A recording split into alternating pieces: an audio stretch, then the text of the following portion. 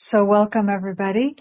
Most of you are real familiar with how these classes run, but for the sake of the replay, to just say that Wednesday and Fridays at 8:30 p.m. IST, we meet here for about an hour-long class with Bindaji, followed by about a half-hour Q&A. And then we also have the Sunday more open Advaita discussion to benefit from Bindo's support on that. And so we'll have that this Sunday at the same time. And the mantras are pinned up above. Anyone who's new here or who's new listening on replays, we're right at the end of having moving out of chapter 2 and into chapter 3. And this very extended foray into chapter 2 has been just extraordinary. And as Bindaji, as you said, pinnacle of Advaita. So highly recommended, as much for me as any teachings I've heard from you, would be to listen through this chapter. And the last half dozen rooms or so have been just extraordinary. So thank you for everyone's appreciation on this. And thank you for what you're doing, Bindaji. As important as all the written texts are, and even the mantras above, which you've provided us with a version of, I don't think anything, in my opinion, compares with the way that you're able to express this to us. So thank you for that. And I'll turn off hand raising and chat during the class, and then it'll be opened again. Thank you, everyone. Thank you, Atmisha. Thank you, Prasad. Welcome all. We are continuing with the Taittareeya Upanishad second chapter. Let me do my invocation as usual. Om Namo Brahmadibhyo Brahma Vidya Sampradaya Kartrubhyo Vamsharishibhyo Mahadbhyo Namo Gurubhyaha Shruti Smriti Purananam Alayam Garunalayam Namami Bhagavat Padam Shankaram Lova Shankaram Shankaram Shankaracharyam Keshavam Badarayanam Sutravashi Gridau Vande Bhagavantau Punah Punaha Ishvaro Guru Ratmeti Murtibeda Vibhagine Vyomavat Vyapta Dehaya Dakshinamurtaye Namaha Om Shri Gurubhyo Namaha. The Shanti Mantram of chapter 2. Om Sahana Vavatu Sahanau Bhunattu Sahavidyam Karavavahai Tejasvinavadhitamastu ma vidvishavahai. Om Shanti Shanti Shanti.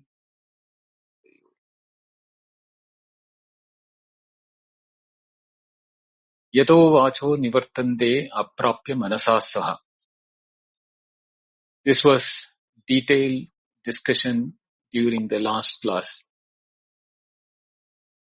Still, I got back channel messages from many with the confusion. They are not still able to understand. It is not easy for anyone to understand this. For understanding the intricate, the coded message of Upanishad, one need to set aside all preconceived notions about Atma and Brahman, Atmatjnanam, Brahmatjnanam, etc. Only when the mind is open to receiving the knowledge, this, like a light, will remove the darkness of ignorance. The darkness of ignorance being Ajnana Samshaya Viparya. Ajnana is not there, but Samshaya Viparya is these two, that is the doubt and the wrong conception about or wrong apprehension of the knowledge, is something which creeps in without our knowledge. It is just like light and shadow. Wherever light is there, shadow can be there. Only one place where there cannot be shadow is in the sun. Whereas everywhere else, the potency for shadow is there. Same way, only in a mind which is devoid of the walk, the vacha, or the words. Words means all forms of words, ideas, imagination, and names and forms, etc. All of them put together.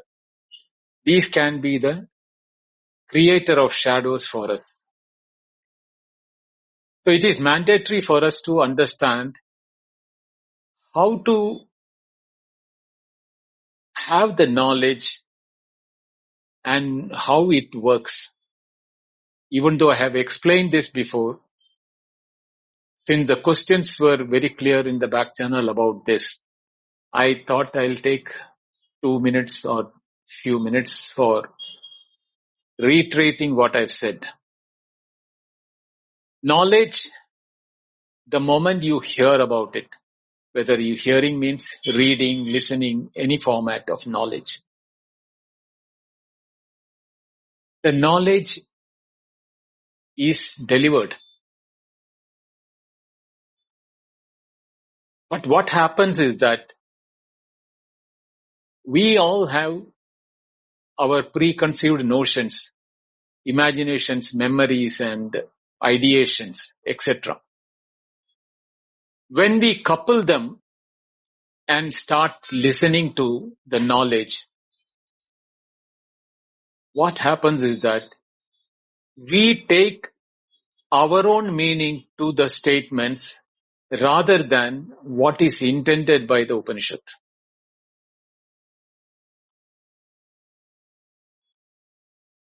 Under such circumstances, what happens is that the subsequent words which are coming from the same source are often rendered powerless because you have already taken a wrong direction. So the intended meaning, even though it is coming in for you to be taken into the right direction, since you have already misguided yourself with our own preconceived notions, these intended meanings become powerless. And then we say that the blame is given on to the teacher or the Upanishad or the mantras, etc. That is why Chitta Shuddhi or the purity of the mind is important as a prerequisite for those who are listening to this. We may be listening to so many models of philosophies, and then we will try to compare them with the Vijnanavadins or Nirishwaravadins or, Sankhya, Yoga, Bhakti, Tantra, Mantra, Kundalini. All those things are there. Plenty of informations are there in our knowledge. And we are trying to add one more knowledge to that. But we do not understand that in the Mandukya Upanishad, as it is said, Yat Jnatva Sarvamidam Vijnatam Bhavati. That one knowledge, by knowing which everything else will be known. That is the beauty of Advaitic message through the Upanishad. But when we carry on with ourselves as the baggage of other philosophies, we become not receptive for this knowledge, but start comparing it with the other knowledges, like whether it is matching with, the Vijnanavadins, or whether it is Vishesh, what you call Vishishtadvaita, Dvaita, Sankhya, yoga, all those things we will compare. That is why when the Chitta Shuddhi, Sadhana Chatushtaya Sampanna, when the word was used in the beginning, Viveka Vairagya Shat Sampatti and Mumukshutva. The one which is most mandatory and required is the Mumukshutva. Mumukshutva means moksha icha, or the need to be free from all baggages. Whether it is baggage of life, baggage of knowledge, baggage of ideas, emotions, feelings, thoughts, problems in life, everything, all type of baggages will be freed. That requirement of that is the primary number one requisite. After which only the Viveka Vairagya comes. And Vairagya out of that is next important. Because all the problems are due to attachment. Either attachment to knowledge, attachment to desires, attachment to objects, attachment to family, etc., etc. So you want freedom one side, but we are not ready to leave our attachments.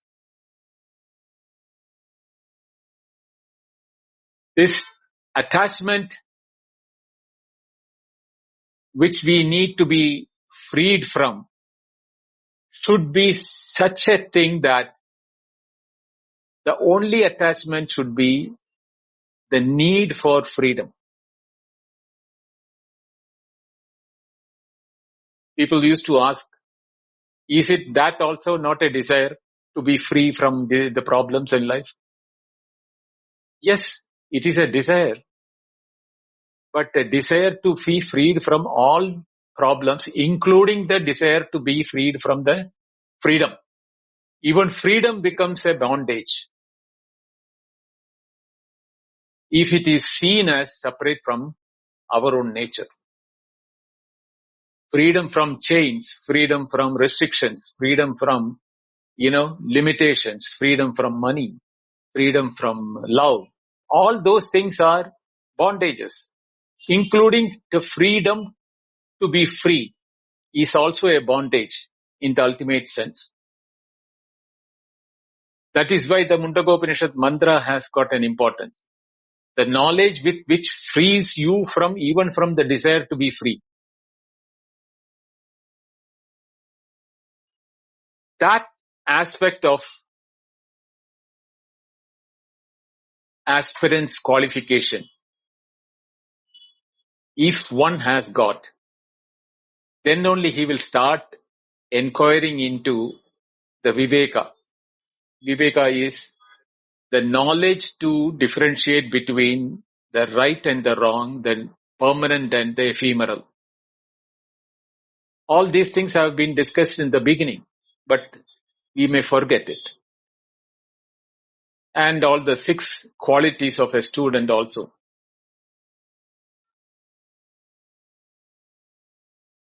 But here, in the pinnacle of Advaita, we are not talking about any of those things because it is assumed that we have already crossed over those hurdles and we are like the ripened fruit ready to fall. Therefore, the Upanishad gives the coded message. Yato vacho nivartande aprapya manasasa. Where the mind which is clouded with words and names and forms fail to reach the state of freedom or the state of liberation, the state of emancipation, the state of realization, whatever word you want to use, all those words also become non-operative at that level. The reason being knowledge itself.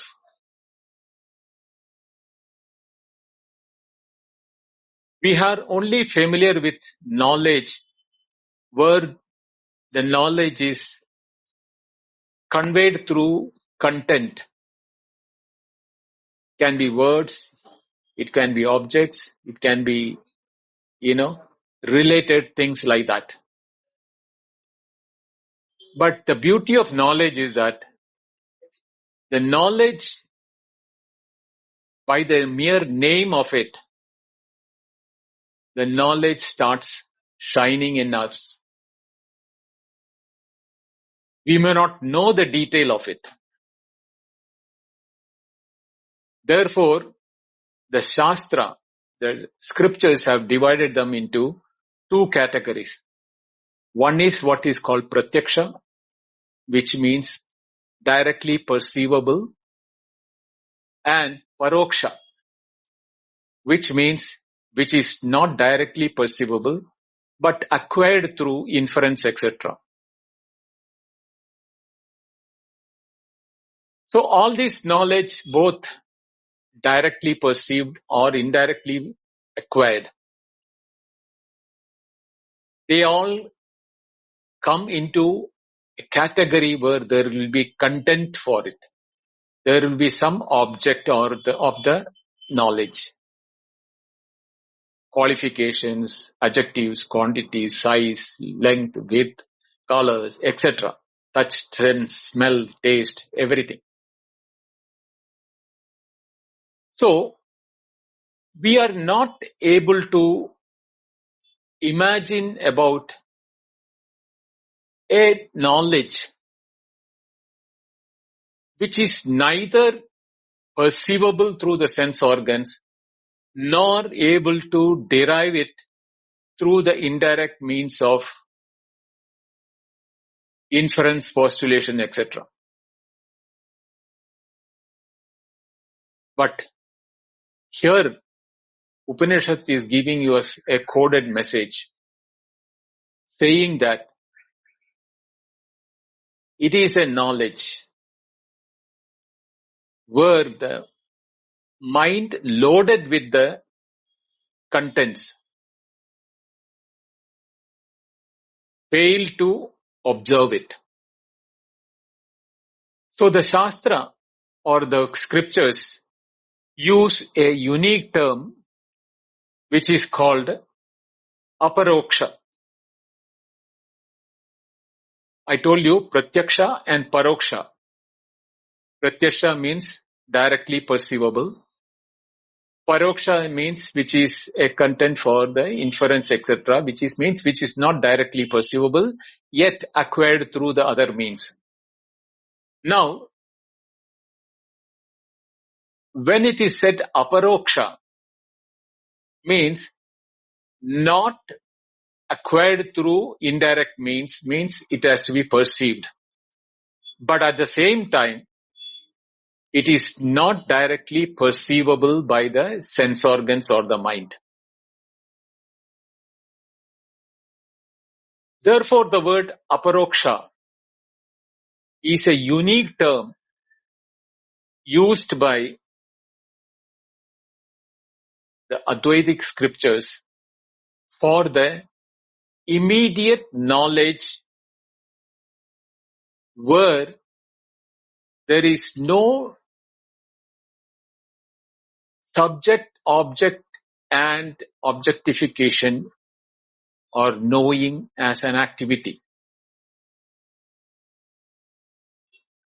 Vishaya Vishayi Sambandha Vinirmuktam. That is the word used it. Vishaya means object. Vishayi means subject. Sambandha means connection between them, which is the activity. Vinirmuktam means devoid of. Devoid of the subject, devoid of the object, devoid of the connection between the subject and the object. Swabhavikam. It is not that it is generated or it is acquired or it is postulated inferred or any of that thing. That swabhavikam means natural or of the nature itself. So here it is talking about a knowledge where there is no transaction, there is no subject object, but the very nature of the knowledge. Nityam avibhaktam. It is not something which comes, whatever comes will go one day, or whatever is created will be destroyed one day, because they are all time bound. Whatever is within the time and space and object have to be excluded. That one which is beyond the space, time and objectification is called Nityam. Eternal is the English word for it, or ever present. Whether I'm afraid to use the word, even the word present. But here I have to use it because it is not the present, past and future, but is for to indicate the presence of it. Ever present means presence, eternal presence. Avibhaktam means it is one without a second. The other word is Advaitam for it. Avibhaktam means without any bifurcation. So this being the type of knowledge which is conveyed through the word yato vacho nivartande aprapya manasa saha, that means the mind is able to know it, not as the knowledges which we're using the word knowledges. There is no plural for knowledges. But I'm using it for including anything which can come into your mind. Conveyed through words, forms, or the perceivable nature in it. Or even acquired through inference, postulation, etc. So all these are not what is the nature of Brahman or Atman.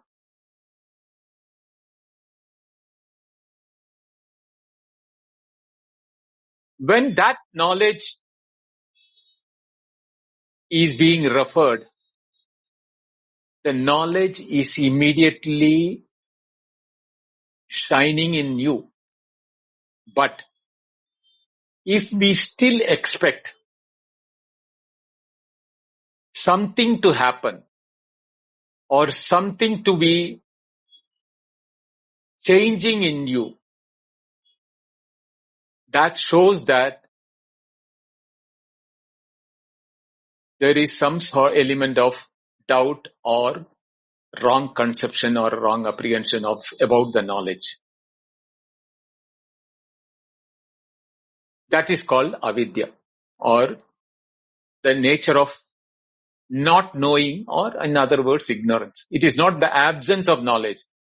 The moment you listen to it, the moment you understand my explanation, it has to be like a lamp lit in a dark room. It should be shining every object in that room.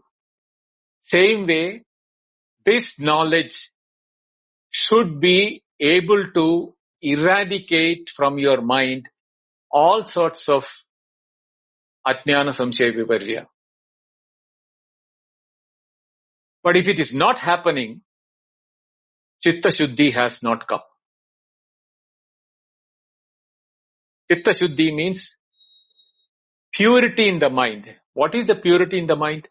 Mind is not something which can be contaminated with matter. Even though we think that mind is matter, or whether it is not matter doesn't matter. It is not at all important here. There should not be any content in the mind. Therefore, Shankaracharya uses the word manomayam. There only the mind has to be there. Nothing else. Only then this knowledge will instantly shine. Shravana samakale eva jnanam. The moment with you hear it, the delivery of the knowledge has taken place. And that delivery of the knowledge is something like lighting a lamp inside a dark room.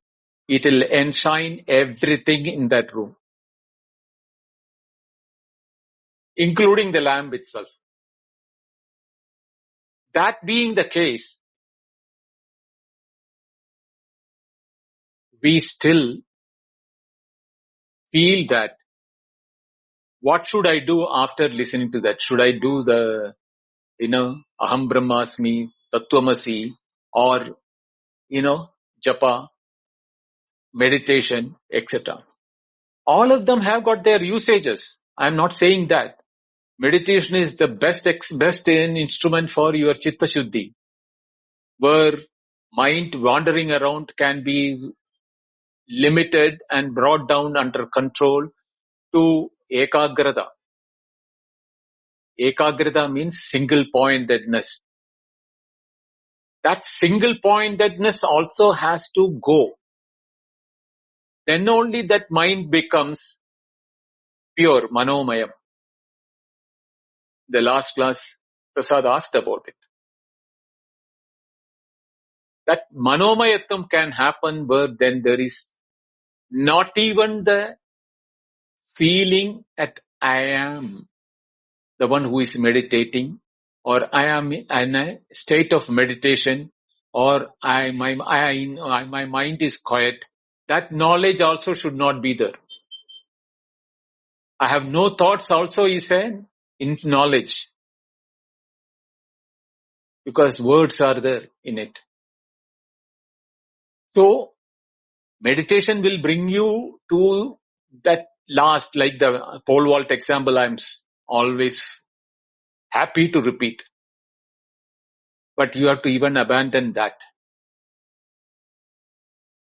Then only you will be in a state of manomayatvam, or but the nature of being 100% mind without any content. We can't even think about it in our waking. Forget about our dream.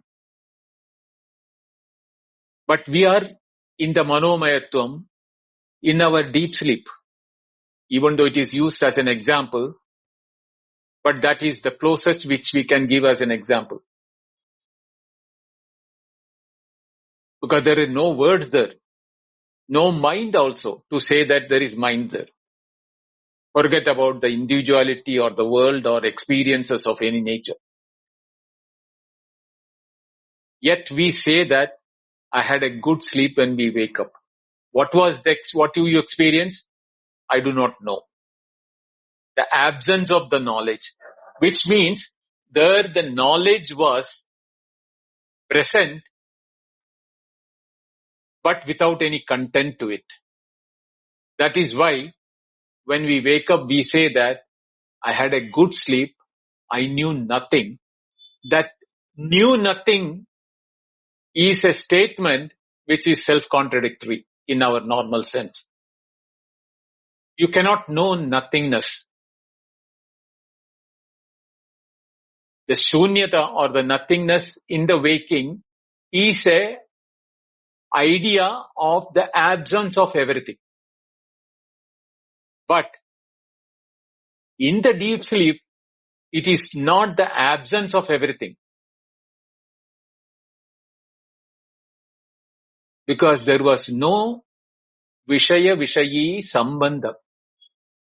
There was no subject, nor object, nor any activity between the subject and the object.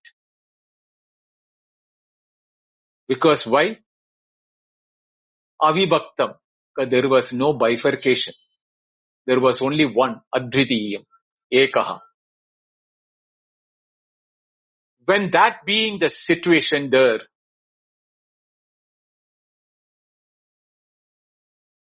how can we expect that to happen in the waking? If you do it in the waking, you are asleep again. To know in the deep sleep means you will be waking. To know anything other than yourself in the deep sleep means you will be awake or in the dream. One of the two, but not in the deep sleep. And to be like in the deep sleep, in the waking, is like deep sleep only. So what is that the Upanishad is wanting us to know? Upanishad is telling us to know your true nature, what you were in our deep sleep. That you, which is nityam, eternal or ever present, is present even in your waking.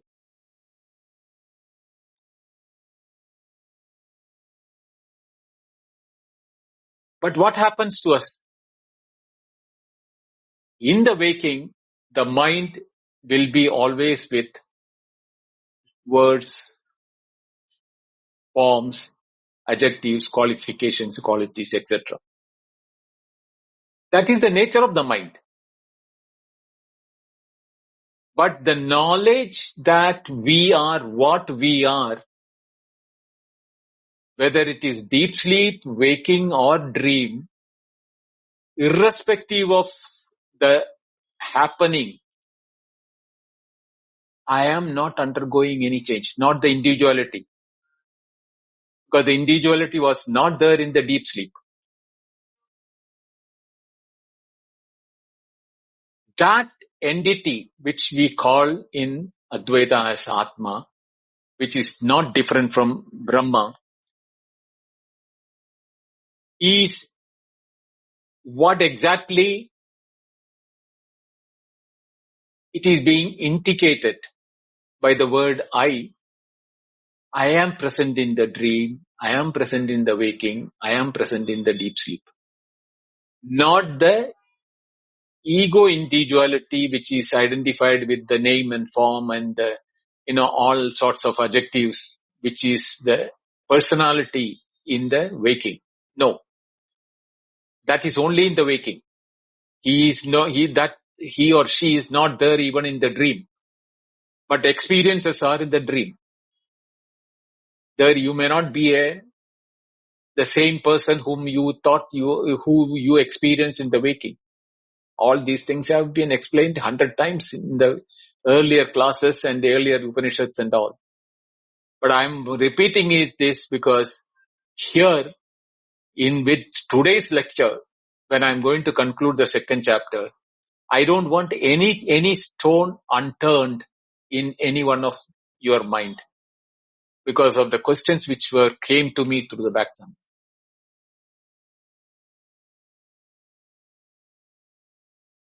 So that state of awareness of the Atma, not of Atma, as Atma, I would say, in the deep sleep is present in the waking and the dream all the time. Nityam, avibhaktam, vishaya vishayi sambandha vinirmuktam, swabhavikam. These are the terms which are being used again and again by Shankaracharya for driving us to that. It is the Paramanandam, and that is the pinnacle of bliss or knowledge. There is no difference between knowledge and bliss. The state of being, Sat, the state of knowledge, Jnanam, the state of Anandam, bliss, Paramanandam. All those things are the same only.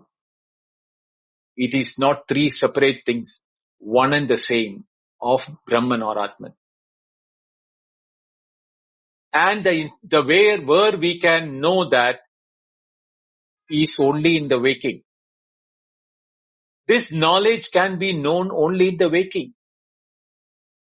We cannot know it in the dream. We cannot know it in the deep sleep.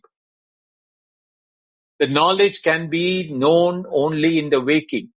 But in the waking, our mind has to become Vishaya Vishayi Sambandha Vinirmuktam.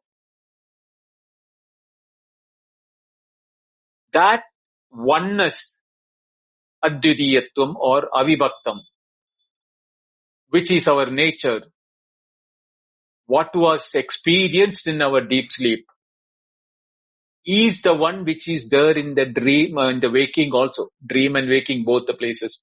The waking also. Here, if you think very carefully, you can say that mind, whether it was in the dream, deep sleep, or in the waking, the mind was not with the words, etc., when it was in deep sleep, because Vishaya Vishayi Sambandha Vinirmuktam.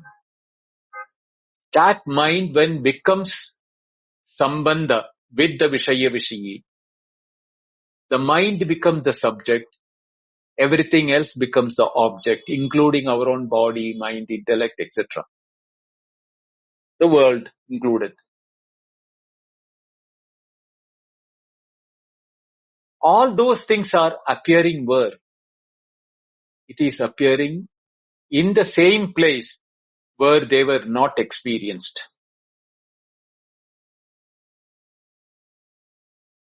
So the experiences are not projections outside, but they are experiences projected by the mind as if it is outside.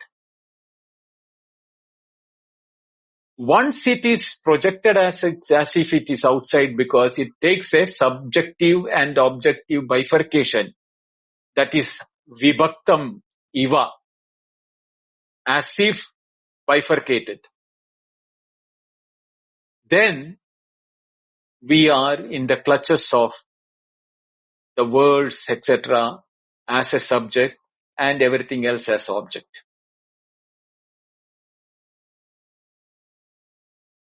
So we should know that the mind where we are experiencing the duality is in reality without duality. When we are able to do that,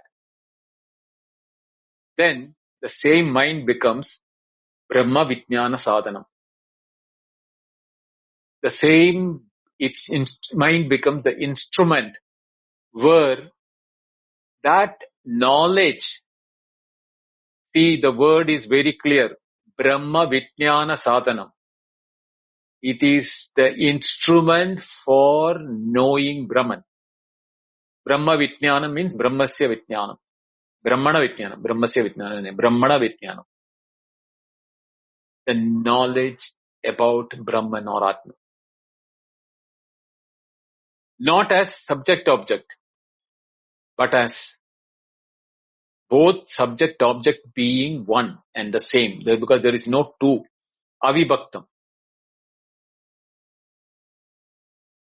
Tatra Brahmatvam Adhyaropya Tat Sutyartam Na Bibedi Katachana Idi Bhayamatram Pratishiddham. Iha Advaita Vishaye Na Bibedi Kutaschaneti Bhaya Nimittam Eva Pradishiddhatu. Now here the word Bhaya is used by the Upanishad. It is a Gaunartham, means it is an inferior way of using a term which has got a specific meaning to indicate the entire ambit of experiences. Bhaya means fear. Fear can come only when there is something other than us. All experiences can come only when their otherness is there. Therefore, the word bhayam is used by the word Upanishad to, in a inferior way, to substitute for entire set of experiences other than one's own being. Because you are never afraid of yourself. one can never be afraid of oneself. Therefore, bhaya nimittam eva pradishiddhate. That is the reason why the word bhayam is used here. Now the Purva Pakshi has got a doubt. Nannu asti bhaya nimittam swadva karanam papakriyacha naivam katamiti uchyate. Sadhu akaranam is the word which is papakriya. Is suppose one person now able to realize that mind which is without any content in it. Vishaya Vishayi Sambandha Vinirmukta. The question by the opponent is that, will he be not afraid of his papa karmas which he has done in his life? Which is very valid. Because as human beings, what we did in our ignorance, what did we do from our childhood or in the previous birth or anything which we think that has happened, all of them are baggages for us. Will that papa makka, sadhu akaranam, will not be a bhaya nimittam, will it not be a cause for your fear? Because you should understand this is during the Vedic period. So for them, any karma, anything which they have done in the Vidhi and Nicheda, if they have done anything in the don't do's of the Vedas, it is a papa karanam. It can create a papa because it can come later in life. After when you are in the asanna karanam, that when you are in the deathbed only, when you are, all your thoughts will come, what nonsenses and what crime you have done in your life. The self-introspection will come at that time. So the question is very valid. Will not there be a fear for such a person who has realized this from the wrongdoings he has done in this life, earlier or prior life? Na evam, naivam, katam uchyate. How? I will tell. Etam yetoktam evam vidam ha vava ityavadharanartau na tapati na ude na udvejayati na santapayati.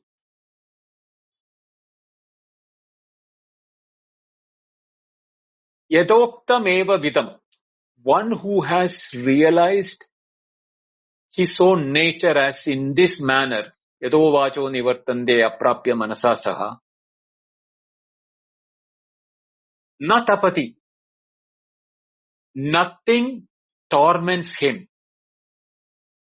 Na udvejayati. There won't be any anxiety for him. Na santapayati. Nor he have any regrets. Any sort of fear out of, torment or, anxiety or regrets will be there for him. Katam punaha sadhu akaranam papakriya cha na tapati.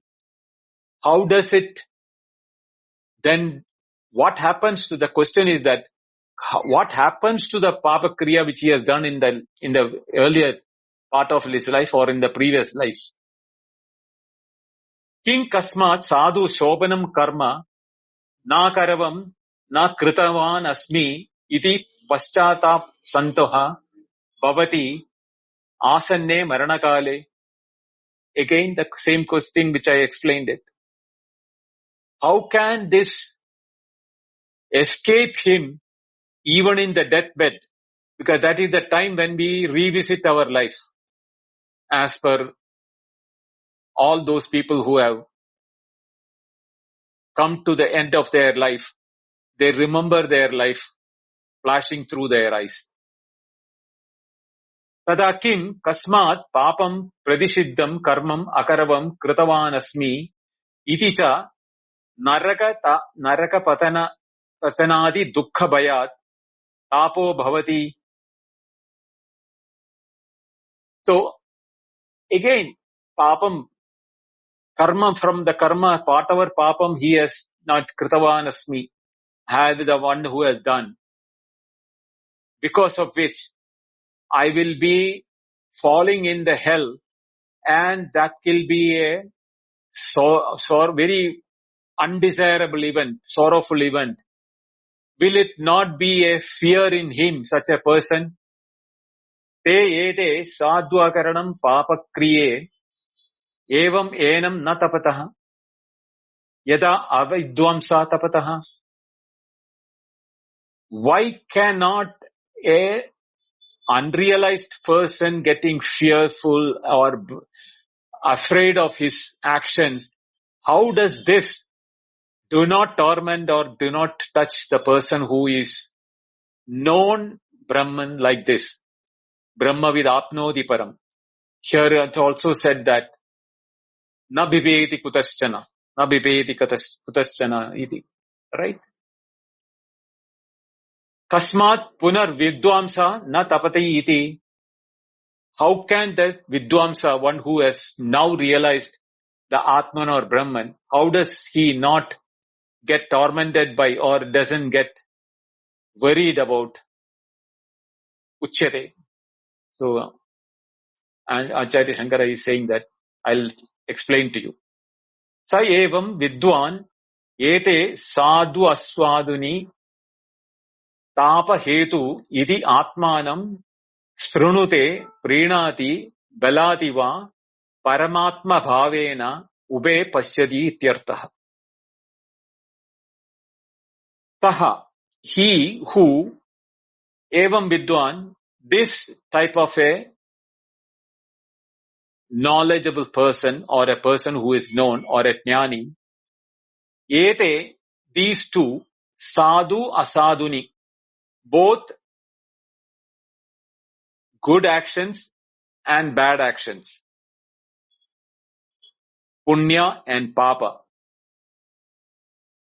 Tapa hetu, which are the tapa hetu, means both the good actions and bad actions, which he had been doing till then. Iti, these are all considered as what are the papa hetu or the tapa hetu, which will torment us. Atmanam balayati. Sprunote means prinati balayati. How? Paramatma bhavena ube pasyati ityartaha. He has done away with all dualities. Vishaya vishayi. Sambandha vinirmuktam. So he having done away with all this duality, for him there is nothing good, nothing bad. Sitoshna sukhe dukke samikritva labha labho jaya jayo. All those things, Bhagavad Gita slokams or verses should come into your mind, those who have studied Bhagavad Gita. Atmani atmaneva pasyati. One, he sees himself in himself. Paramatma bhavena ubhe pasyati. He is seeing that the good work and the bad work not different from Paramatma, his own nature. This is again the yatra nanyat pasyati anyat shrunoti anyat vijanati, that way. Ube punyapapehi yasmat evam esha vidwan ede atmanatma rupena eva punyapape swena vishesha rupena shunye kritva atmanam sprunute eva. Ube punyapape, both punya and papa. Yasmat evam esha vidwan, this knowledgeable person or this jnani, ete, these two, atma anatma rupena eva, as atma and anatma, that is what is as his own nature and separate from his punya pape, svena vishesha rupena. Punya has got its own vishesha rupa, papa has got its own vishesha rupa, means specific or very, very definable qualities in punya and papa. That's sin and boon. Both of them have got. He does that. What does he do? Shunye kritva. He negates all the visheshas. There is nothing called punya, nothing called papa. By doing that, what is he doing? Atmanam sprunudeva. He makes himself stronger because he is no more a victim of his mind, where these fears have place for it, where the duality has got a place. So he is mentally strong because his mind has nothing other than himself. All the duality possible causes out of that, shunye kritva, having abandoned them, he becomes stronger. He has got balam, balayati. In the childhood or in adolescence, we have mental strength to do all nonsense. It is not that type of a mental strength we are talking about here. All the duality is being negated here. Kaha, who is the one who is doing that? Yaha evam veda yedoktam advaidam atma advaidam anandam brahma veda. One who has known this non-dual Ananda Rupam, blissful nature of Brahma as his own nature. Tasya Atma Bhavena Drishte Punyapape Nirviryam Atapake Janmandara Arambake Nabhavataha. For such a person, Tasya Krite, Atma Bhavena, he is seeing everything as himself. From him there is nothing separate. The entire waking, entire dream is nothing but his own. His nature is the one which is become the waker and the waking world. His own nature is the one which has become the dreamer and the dream world. So he is not seeing anything other than himself. His own true nature as the waker and the waking world and the dream and the dream world. Nirvirye atapake. These appearances which is there in the waking and the dream become nirviryam, means lack of potency. They do not have the potency to torment him, atapake, because he is no more tormented by that, therefore he doesn't have a fear. Nor does he have janmandara arambake. The previous life also is not there for him because he is seeing that he is the one which has not got birth or death or anything. Na kartrutvam, na bhoktrutvam. Na jayate mriyate va katachit. That statement should be ringing bell to all of us now. It is without birth. We are not born. What is born is the waker. What is born is the dreamer. We are not getting born. We are birthless, deathless, eternal. Knowledge, satyajnanam anandam brahma. Itiyam evam yatokta asyam valyam brahma vidya Upanishad. Itiyam yatayukta.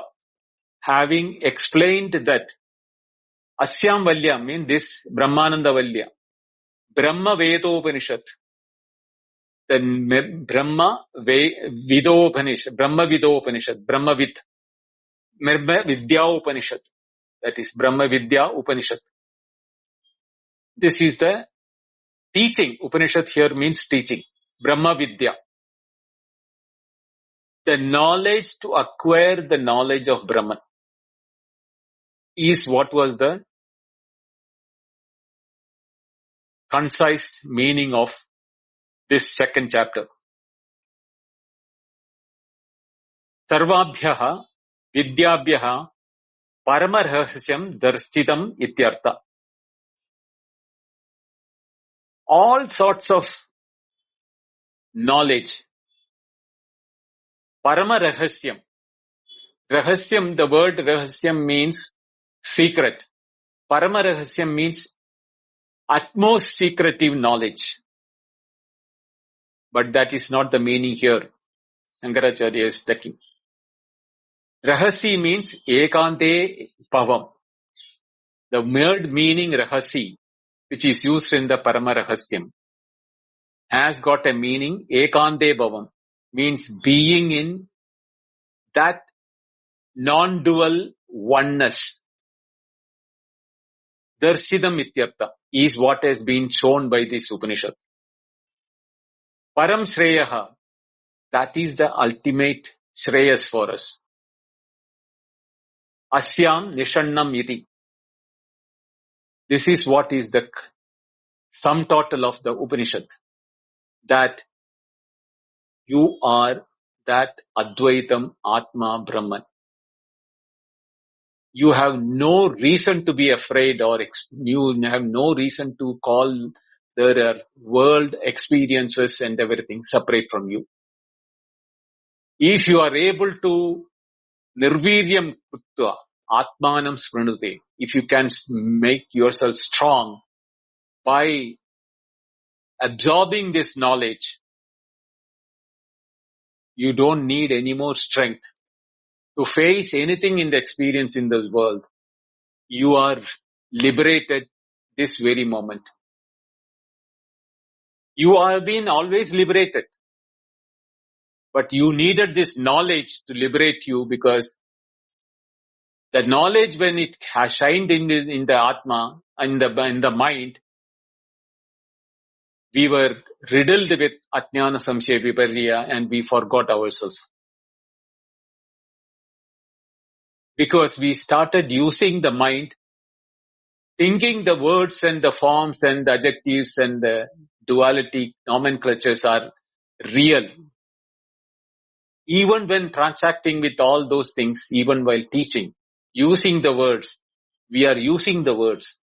But once it shines within yourself, you will know you don't have any necessity of any word, not even Atma or Brahman, to be yourself, because you are always yourself. You are that one non-dual Brahman or Atman. Not even Atman or Brahman. That words are also become what you call superfluous. You are non-dual. There is nothing other than you. Yatra nanya pasyati anya srunoti anyad vijanati sa bhuma. Bhumaiva sukham. That bhuma is the bliss. Na alpe sukhamasti. If there is anything lesser than that, you cannot have the happiness there. Yudiyad vai bhayam bhavati. Idaram andaram kurute atatasya bhayavam bhavati. All those things should ring bell to you. And if you are able to abide in ourselves,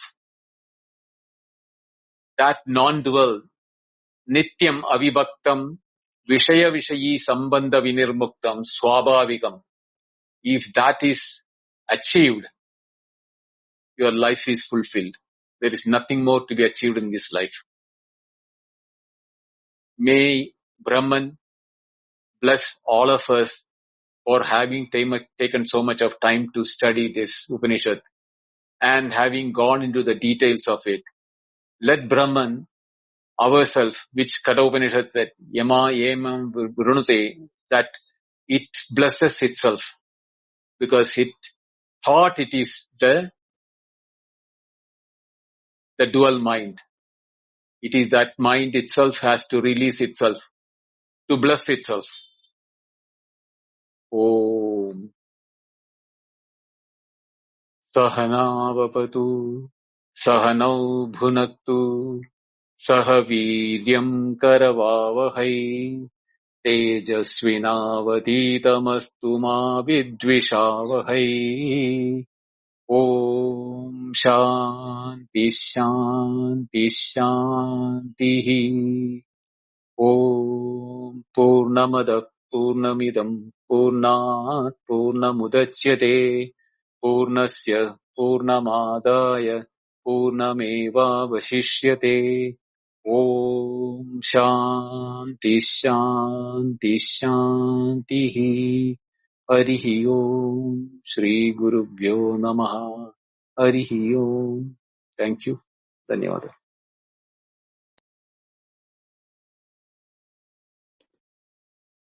Very generous of you, Bindaji, to take the time as you do with these classes and go back and continually try to redress what you see are the lingering misunderstandings. That long entry into today was just a beautiful example of that.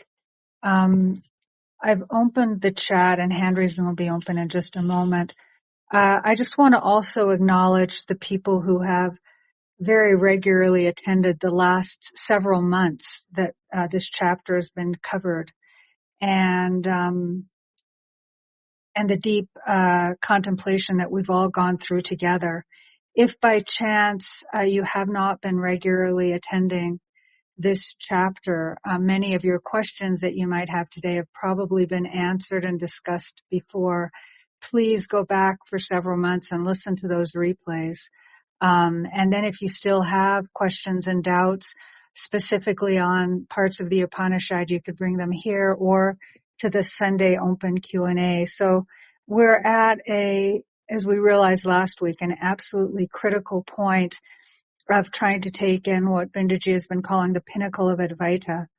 And so if we can continue to keep our questions here, focused on the topics that have been right now at hand, that would be, really help us to keep our mind in the right place, I think. So please, if you have such questions or things that you would like affirmed, like Srini did last time, please feel free. You check, and hand raising is now open. Please feel free and bring those questions up. If you have other more general questions or haven't been following the class closely, then bring your questions to the Sunday group at 8:30 p.m. IST. And please don't be shy about any lingering questions if you've been following.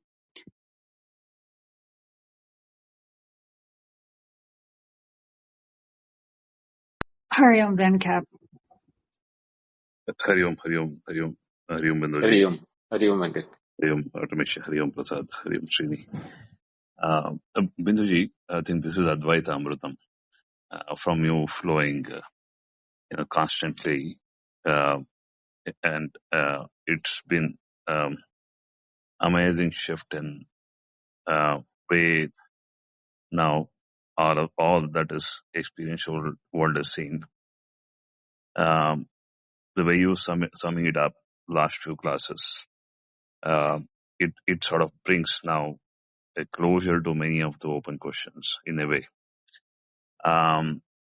Now, today you hit a certain nail worth going into a few levels deeper, because that's also I see a journey reflecting back on it.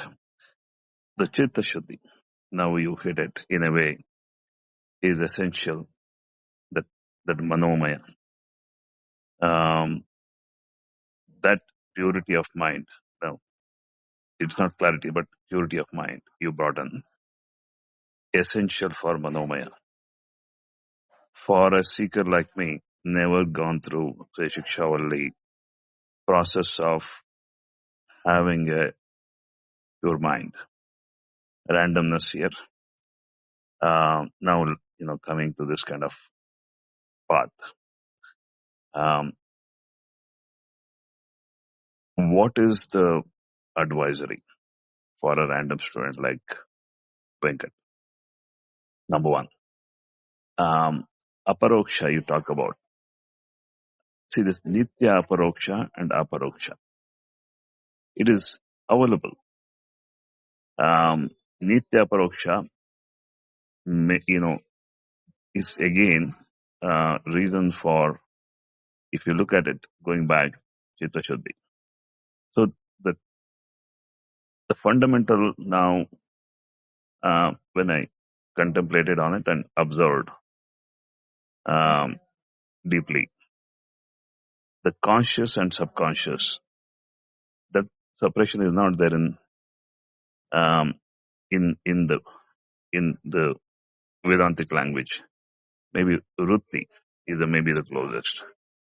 The subconscious, while conscious is um, having that clarity, while the subconscious continue to bring that Rutti, that Vishaya Vishayi, that inherent, deep, ingrained separatedness arises, deeply ingrained, that fear primordially ingrained arises in this path, because since you're observing it now.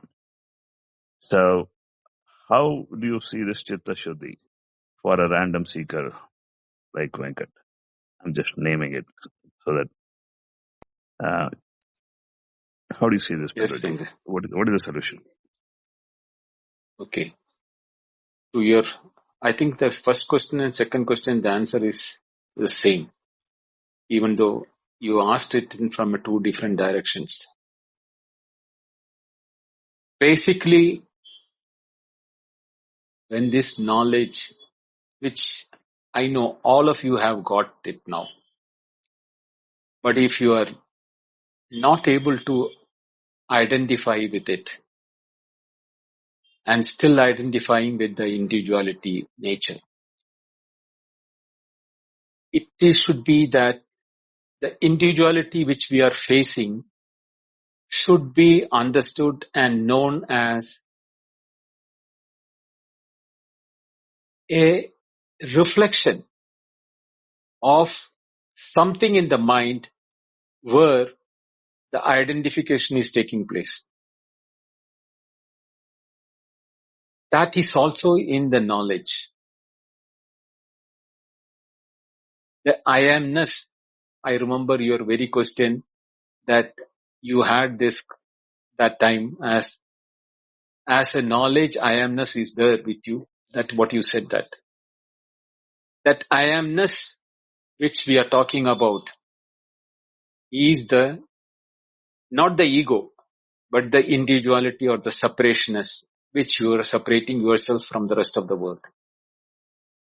That separation which you are having with yourself and the world, both should be taken in the same spirit as experiences of a mind which depends upon qualifications, names and forms.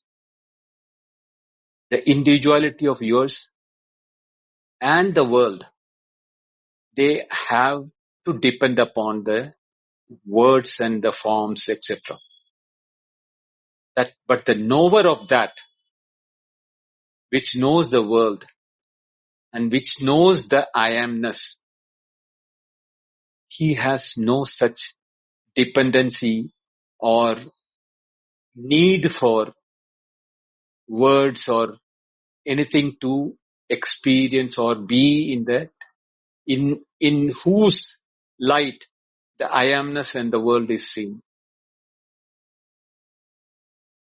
You have to shift your identity from the I amness to that.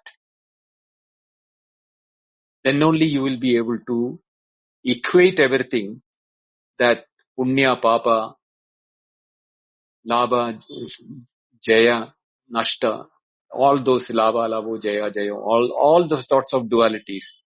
You can see them with unreality of their nature. because their dependency is on the descriptions. At descriptions, where it is being felt, is it in the same mind where the I amness is also felt? If the mind is devoid of the I amness, the same mind is the mind becomes knowledge nature, jnana swarupa. And that is the jnana in which the I amness is also shining, the world is shining, the dreamer is shining, the dream world is shining, everything is in that. Tasya bhasa sarvamidam vibhati. So, the practice, because the akrita, this is not something, an effort of a activity. It is the truth, satyam. Whether you want to accept it or you don't want to accept it, whether you are a Hindu, Muslim, Christian, Jew, Sikh, Isai, anything which you think, whether you like it or not, you are that. But if you don't want to accept it, you may associate with anything with the I amness. Then you have the consequences of all that. That is where the punya and papa, the sin, etc. will come to picture. There is that knowledge which is shining, is the shining in which the I amness is shining, the world is shining, the dreamer is shining, the waker is shining, everything is shining in that one. And we are that all the time. Nityam avibhaktam and swabhavikam. So why should you do any activity to achieve that? Because you are associating with that tendencies of the mind to associate with the names and forms and the individuality, thinking that subconscious mind or, aparoksha, paroksha, all those are words, Venkat. They are all used as means to eradicate themselves. You will come to a stage where words are no meaningful, not at all meaningful. That is in the light of which every word becomes known. There is no way to explain that. You are that. Please accept it. Never even think, even for an iota of a second, you are not that. Then you are Atmahanaha. You are killing yourself. You are destroying yourself to become what you are not. Even though it cannot be destroyed. Neither the fire nor the sword, nothing can destroy it. Yet, we think that by becoming the king or the father or the brother or the human being or anything like that with the words and names, we are becoming something. What you are is something which is beyond that. Where there is nothing, or in other ways, where everything is in itself. That is what you are. So everything is in you. Then why do you want to become something inside that? So no kriya is required.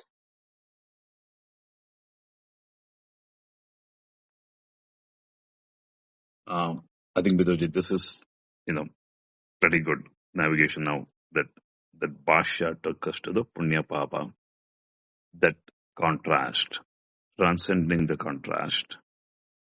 And you use the word contentless knowledge.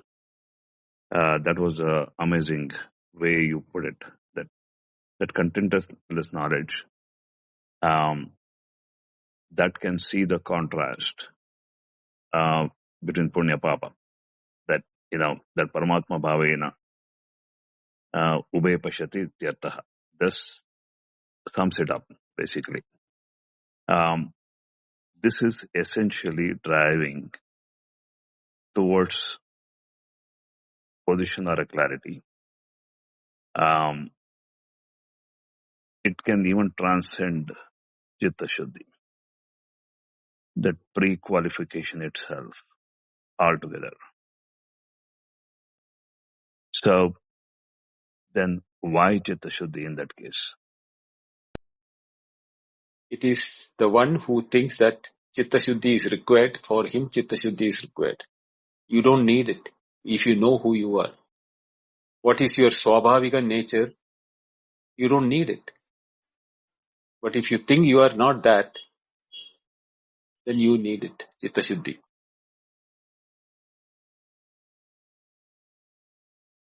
So the solution already given then. So thank you. This closes it very well, Bendaji. Thank you, Venkat. Rini? Namaste, Bindoji. Just wanted to say a big thank you. I think last few sessions really feels like a celebratory atmosphere. Really, like this has been unexpectedly like you have dug very deep, and I think Bhagavad Pada also has given us a beautiful boon, and listening his bhashya through you is like, yeah, it's, I don't know, like, these are precious classes. I think like you made these resources accessible to us, and I definitely think I will spend most of my lifetime listening and re-listening to these precious things, Bindaji. Just, I can't thank you enough, and yeah, really feels very celebratory. So yeah, I don't know. I think we are in a huge debt. I don't know. I think the only debt is to do Shravana Manana on this for my whole life. I think I'll repay that. So thank you, Bindaji. Thank you, Srini, for your words. Before we go on, just to say, in a few minutes, I'm going to close the hand raising to ensure that the people who are already up here uh, feel that they can take all the time that they want and that we're still respectful of the usual closing time. So if there's anyone else who really feels a question related specifically to today's class, I think it's worthy of really staying focused, then raise your hand very soon, and I'm going to close that in a minute or two. And again, if you have other questions on this Upanishad and you choose to go back and listen to the replays of the last few months, then bring those forward on another day. And those are always welcome on Sundays. So we have a room in just 2 days from now when we can bring things forward. So welcome, Ganesh, and thank you everyone for I totally agree, Srini, you said that so well. This life is our opportunity, and the kind of thing that's been happening here is a real blessing. Go ahead. If you're done, Srini, are you? Yeah, I'm done. Thanks, Okay. Artemisha. Thanks, Bindaji. Okay, yeah, thank you for being so beautiful. Ganesh. Namaste, Binduji.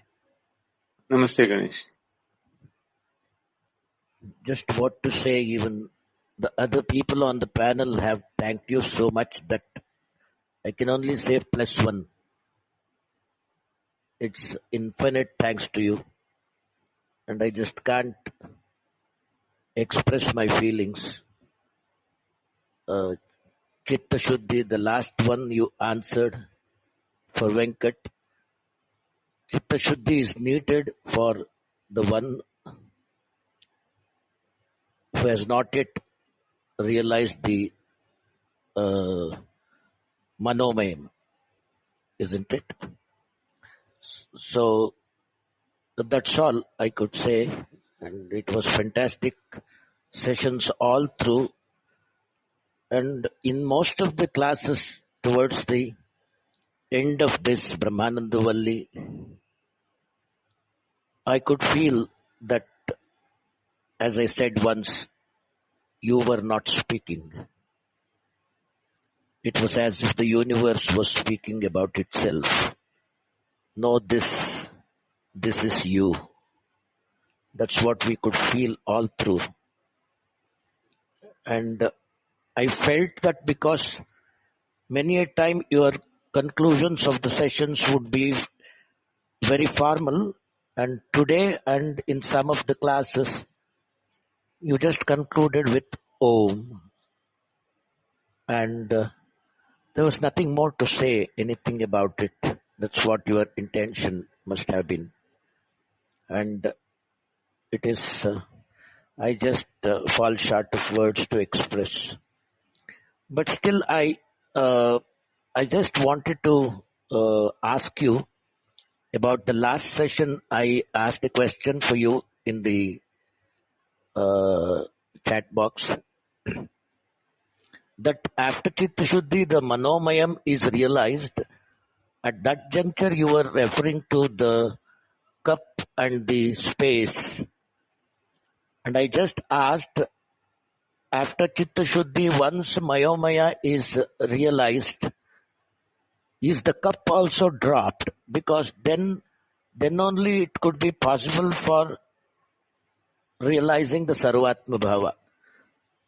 And you said that you would answer that in the following class. I think I have got the answers in today's lecture, that you have explained everything. And if you just want to touch upon that again, that question, I Yes, would like Ganesh. to. There is nothing other than yourself. No cup, no space, no words, no mind.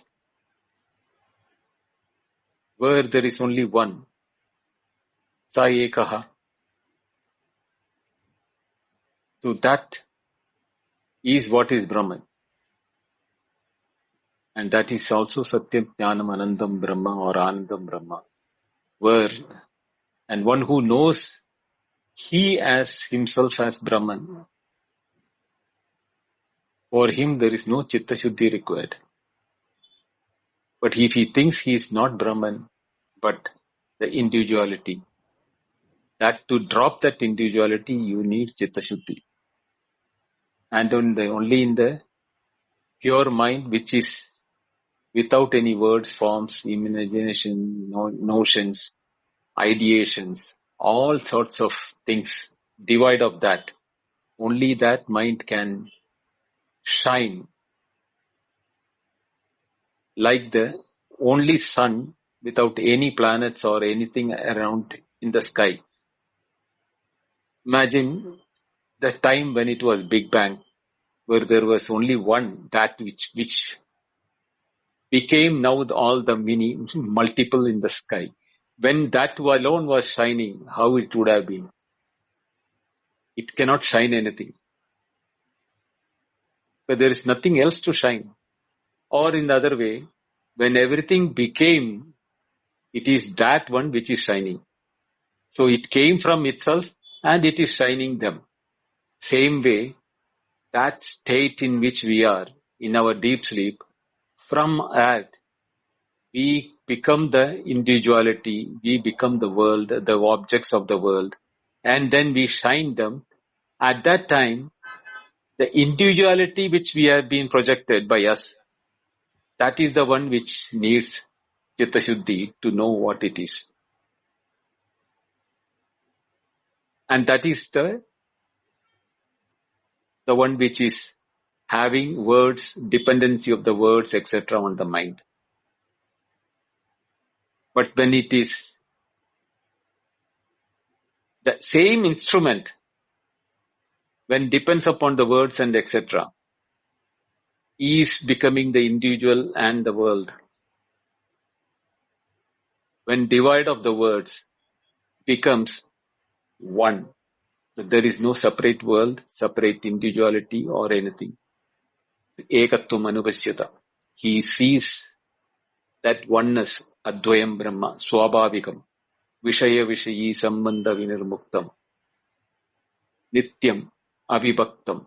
All those terms becomes reality only at that time. But then, even those words are not required once you realize what your true nature is. Thank you, Binduji. The most wonderful and astonishing fact is that the sadhana which has been given or which has been there to as the Brahma Vijnana sadhana itself is the culprit once it is individualized. And everything gets absorbed into it. And once we listen to you, I personally feel it's so unfortunate that everything gets absorbed into it, the same sadhana is culminated. And of course, Chitta Shuddhi is needed for people like layman like me. And thank you, Bindoji. At least with this clarity, if we keep on doing Shravana Manana Vidhyasana, I feel that what you said would come true in every mind. Thank you, Bindoji. Thank you very much. Thanks a lot. Thank you, Ganesh. Thank you for the words. Namaste, Karin. Namaste, Binduji. Beautiful, beautiful session.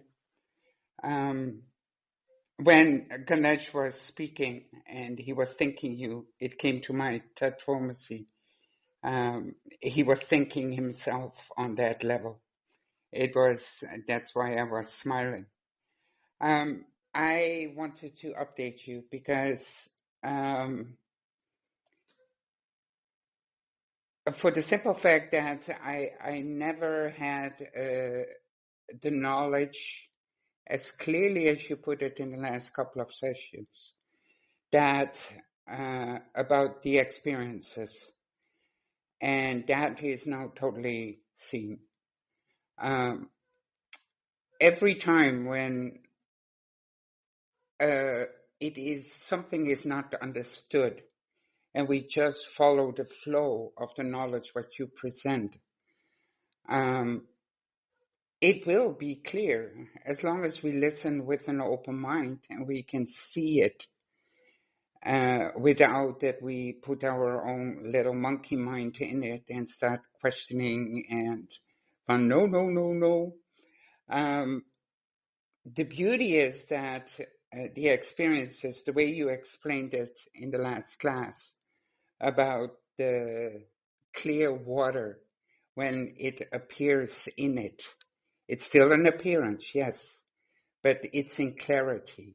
And that makes it a difference. If it was seen through the Chitta Shuddhi, or with knowledge that that wasn't complete mind knowledge, I call it, then yes, then it doesn't make sense whatsoever. But the way you made that clear, I just wanted to tell you and thank you for that. I've also learned the patience to leave it alone, not to search for answers, because I know that the answers will come in clarity. If it is not within myself, it is through you. So I wanted to thank you. Thank you, Karin, for your words. You know it now. Yes.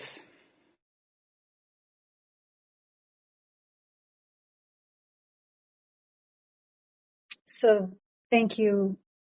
Well, thank you most especially, Bindaji, for choosing to have these classes and offer them so absolutely openly and generously, and also for our opportunity on Sundays to bring things that are less directly related to specific Upanishads, but especially also thank you to the people who have shared their journey over time and come up and are open enough to really let the rest of us benefit. Thank you more than I can say. It wouldn't be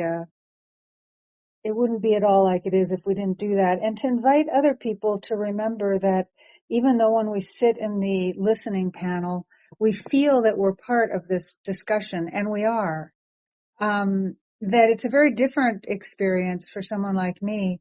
If I don't hear from someone for months or even a year, there are some people that 2-3 years ago, we had many conversations, and you're in the listening panel, some of you now. And, of course, part of it's I'm on Clubhouse less, but the point is I think every one of us has a responsibility here, and that we can bring a beautiful gift to ourselves and to Bindaji if we really dive in sincerely and are willing to share our sincere and developed questions. So, with that, join us on Sunday if you wish and you can, 8:30 p.m. IST. remember there's a YouTube channel that is now called Advaita Retold. You can also still find it under its old handle of Advaitic Talks, and that Bindaji is very quickly uploading classes there. And over time we'll be uploading some Q&As, and that there are many things there that are not found here at all. They're only on YouTube. So it's a real opportunity. Is there anything else? The mantras are still up above. We'll meet here for a class next Wednesday and Friday as usual, I believe. And Bindaji, please close us out. And thank you again. Thank you, Atmisha. Thank you, Prasad, Venkat, Srini, Ganesh, Karin, for your heart-touching words. We will continue our third chapter on Wednesday onwards, Wednesday, Friday, next week. For those who have not been able to absorb, this second chapter has given us. The third chapter is a upasana or a meditation using knowledge as a means. So the third chapter will be faster. We may not need much deliberation in that because the definitions of Atman or Brahman is not going to come. It's more on application of it. I mean, how to do the upasana on jnana of Brahman. So it's a dialogue between a father and the son. We'll start that on the next Wednesday. And Sunday, as usual, we'll have the open discussion room where questions can be asked. Hari Om. Namaste. See you all on Namaste, Binduji. Sunday. Thank you. Namaste. Hari Om. Namaste, Binduji. Namaste. Hari Om, Binduji. Good night. Hari Om. Good night.